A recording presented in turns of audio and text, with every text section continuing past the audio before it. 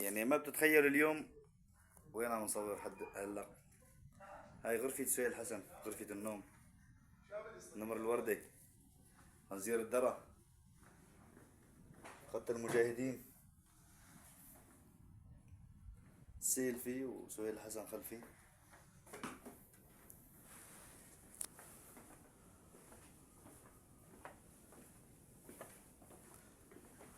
وينك يا سهيل؟ يا سهيل، بدنا نصور خيو. ايش في؟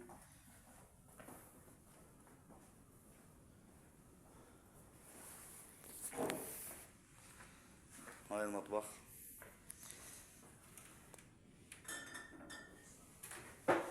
ضوي ضوي هيك ضوي. خلينا نورجيهم للشباب.